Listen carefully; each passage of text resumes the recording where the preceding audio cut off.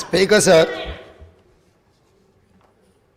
మాజీ మంత్రివర్యులు హరీష్ రావు గారు 5 సార్లు శాసనసభ్యుడిగా,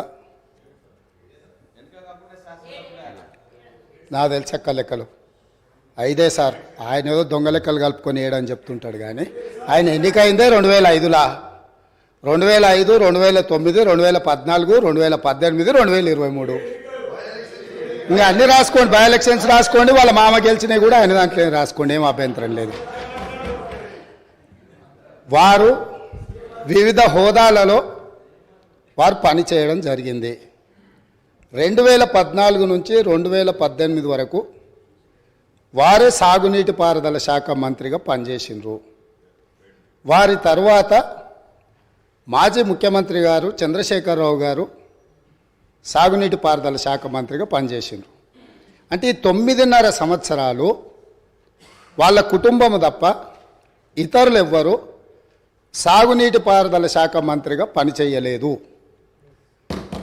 వారు ఆర్థిక మంత్రి తర్వాత ఈ రాష్ట్రం మీద ఉన్న అప్పులు కానీ, వివిధ కార్పొరేషన్ల పేరు మీద చేసిన అప్పులు కానీ సంపూర్ణంగా వారి దగ్గర సమాచారం ఉంటుంది. ఎందుకంటే ప్రతిరోజు రిజర్వ్ బ్యాంకు వాళ్ళ దగ్గర ఉన్న నిల్వలన్నీ మన అవసరం ఎంత అనే రిపోర్ట్ ఫైనాన్స్ సెక్రటరీ గారికి ఇస్తారు. ఫైనాన్స్ సెక్రటరీ గారికి ఇచ్చినట్టే అది ఫైనాన్స్ మినిస్టర్కి ఇచ్చినట్టే. ఇప్పుడు నేను వారు పదే ఎన్నికల సందర్భంలో కాళేశ్వరం ప్రాజెక్టు అంచనాలే 80,000 కోట్లు, 1,00,000 కోట్ల అవినీతి జరిగిందని ఎట్లా అంటారు? వీళ్ళు లీడర్లు కాదు, వీళ్ళు రీడర్లు, రాసిచ్చింది మాత్రమే చదువుతారని చెప్పి ప్రజల్ని మభ్యపెట్టడానికి శాయశక్తుల్లో వాళ్ళ కుటుంబం అంతా ప్రయత్నం చేసిండ్రు. సరే, మేమేం చెప్పినాం, వాళ్ళు ఏం చెప్పినారు, ప్రజలాలు అనేది పక్కన పెడితే వాస్తవాలు అనేటివి కొన్ని ఉంటాయి. ఆర్థిక శాఖ ఉన్నది. ఈరోజు ఆర్థిక శాఖకు మొన్నటి వరకు పనిచేసిన మంత్రి గారు పేజీ నెంబర్ 21 వారు చూసుకోవాలి తమరి ద్వారా, మిగతా సభ్యులు కూడా. ఇప్పుడు ప్రభుత్వం ఇచ్చిన నివేదిక ఏదైతే ఉందో పేజీ నెంబర్ 21లో ప్రభుత్వ హామీతో ఎస్పీవీల ద్వారా సేకరించబడి ప్రభుత్వమే చెల్లింపులు చేయబడతాయి అని చెప్పిన దాంట్లో మొట్టమొదటి Kaleshwaram irrigation project corporation limited sanctioned loan 97,000 కోట్ల 449 97,449 కోట్ల రూపాయలు రుణం మంజూరైంది. ఇందులో లోను విడుదలయ్యింది 79,287 కోట్ల రూపాయలు. నేనిప్పుడు తమరి ద్వారా ఆర్థిక మంత్రి గారిని సూటిగా ప్రశ్నించదలుచుకున్నా. మాజీ